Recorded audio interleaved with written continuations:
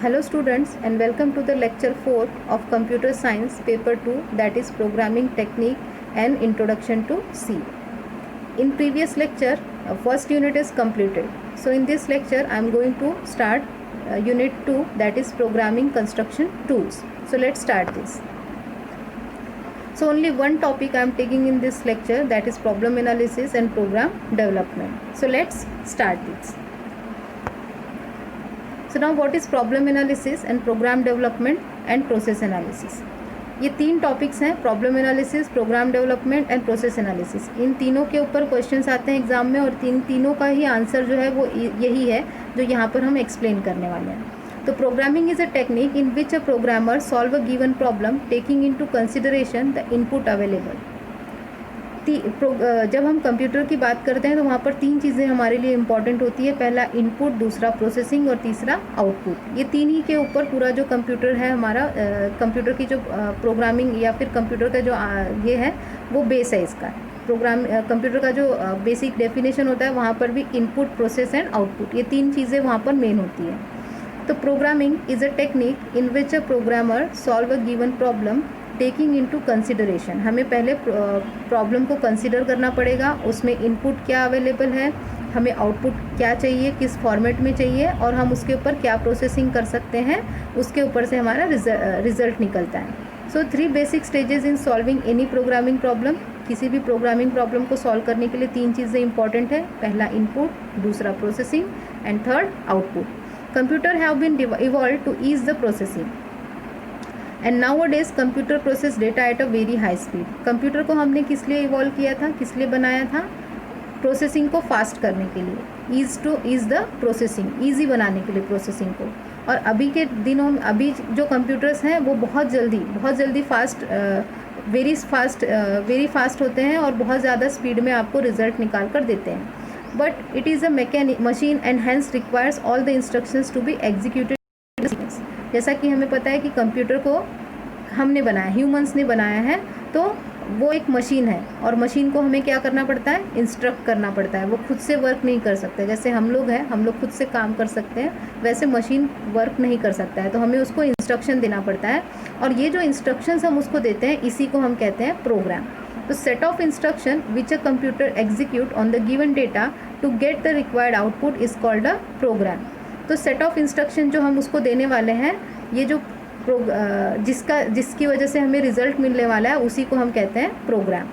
So after that, how a program is to be design, what are the input required, will the program provide the output in the most efficient manner, all complex question. तो जब हम programme लिखना शुरू करते हैं तो हमारे दिमाग में बहुत सारी बातें आती हैं. पहला, how the program is to be design, program को डिज़ाइन कैसे करना है, इनपुट क्या अवेलेबल है और ये सभी क्वेश्चंस हमारे दिमाग में होते हैं और ये सभी कॉम्प्लेक्स क्वेश्चन होते हैं. सो इन क्वेश्चंस का आंसर पाने के लिए हमें ये जो स्टेज दी हुई है, क्या दिए हुए हैं, स्टेप्स दी हुई हैं. Problem analysis and program development process के लिए कुछ स्टेप्स दिए हैं, इनको हमें फॉलो करना होता है. तो process of analysing a problem and developing a program to solve the problem and thus answering this question is explain below. तो पहला है प्रॉब्लम एनालिसिस. ये स्टेप्स हैं, इसको हमें फॉलो करना होता है.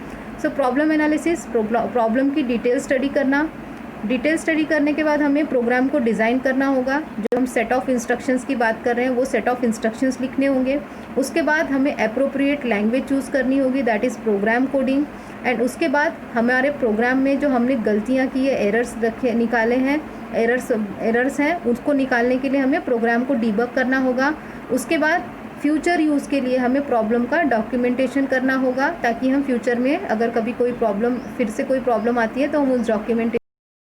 आफ्टर दैट, प्रोग्राम का मेंटेनेंस करना, प्रोग्राम को मेंटेन करना ताकि हम जो प्रोग्राम है अगर हमें फ्यूचर में यूज़ है तो वो करप्ट ना हो, ईजीली हमको उसका वो प्रोग्राम जो है हमेशा हमारे सिस्टम के अंदर रहे और हमें जब भी उसकी ज़रूरत हो हम उसको यूज़ कर सकें.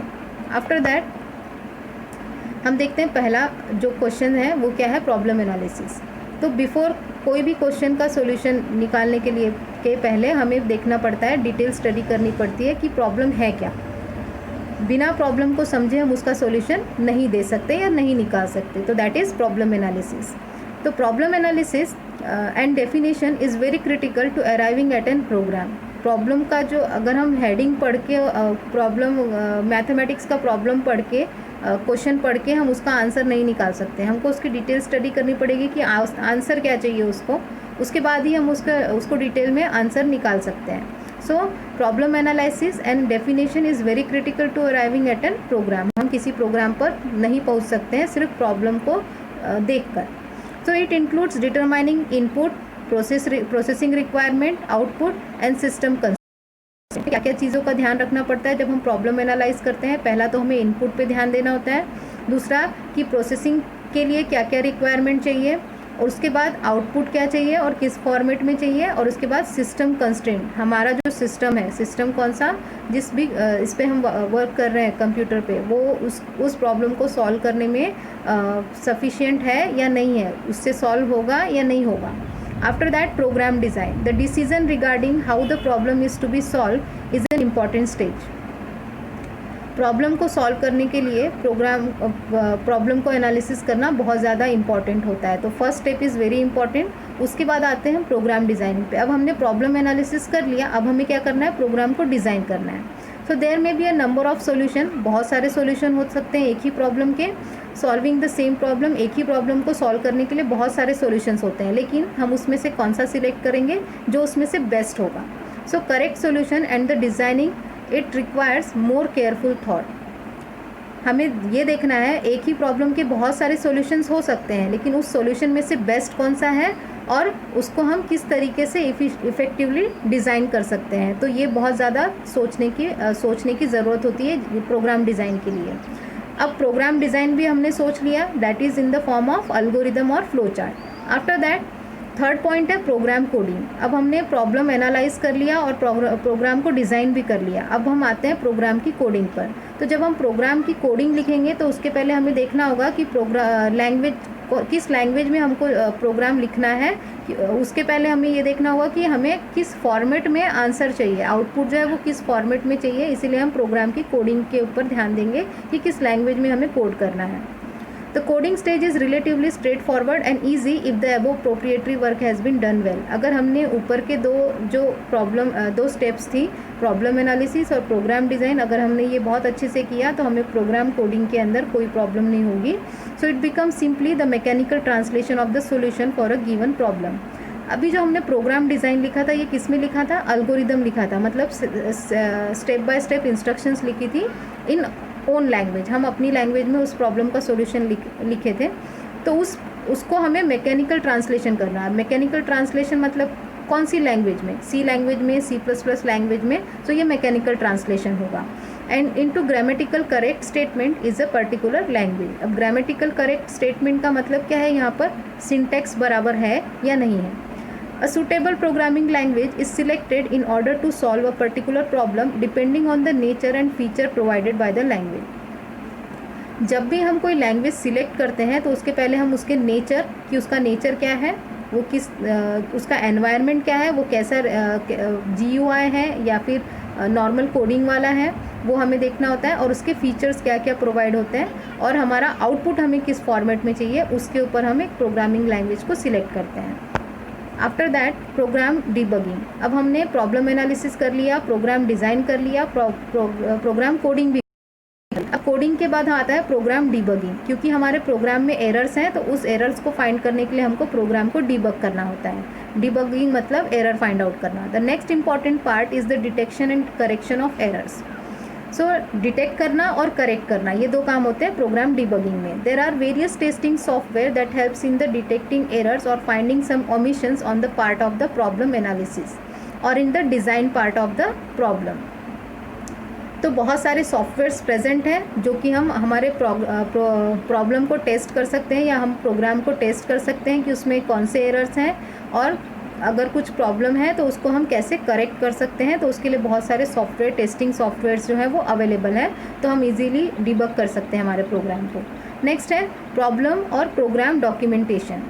So each problem program should be documented so that a new user may know how the problem has been defined and what course of taken to solve it। Suppose करो कि एक प्रॉब्लम था, उस problem को आज हमने solve कर लिया और उस प्रॉब्लम वो प्रॉब्लम का जो है हमने डॉक्यूमेंटेशन नहीं किया। फ्यूचर में क्या होगा, फिर से वही प्रॉब्लम होगा और उतनी ही प्रॉब्लम्स हमें होंगी जो हमें आज उसको सॉल्व करने के लिए हो रही है। तो इसलिए हम क्या करते हैं, उसको डॉक्यूमेंटेशन बना के रखते हैं in the form of algorithm, flow chart और print out of that program. Print out निकाल के जो हम करते हैं, हम क्या करते हैं, प्रोग्राम बनाते हैं, प्रोग्राम एग्जीक्यूट करते हैं, उसके बाद हमको उसका आउटपुट मिलता है। तो ये जो आउटपुट है इसी को हम कहते हैं डॉक्यूमेंटेशन। किस लिए करते हैं, फ्यूचर यूज़ के लिए, या फिर कोई और यूज़र जो आता है, सपोज़ करो एक कंपनी में जीएम है, जनरल मैनेजर है, वो अभी तक उसने जो काम किया है वो अभी कंपनी छोड़कर जा रहा है। तो वो क्या किया, वो क्या करेगा, जो अभी तक उसने काम किया इस कंपनी के लिए, वो क्या करेगा, उसको डॉक्यूमेंटेशन करके रखेगा ताकि जो नेक्स्ट मैनेजर जो आने वाला है उसको प्रॉब्लम ना हो इस ऑर्गेनाइजेशन को चलाने के लिए। तो documentation is very important for future use. So problem has been defined and what course of taken to solve it. क्या प्रॉब्लम था, कैसे उसको डिफाइन किया गया और कैसे उसको सॉल्व किया गया। After that, in case of program failure, one can consult the documentation the find out the possibilities of bug affecting the programme.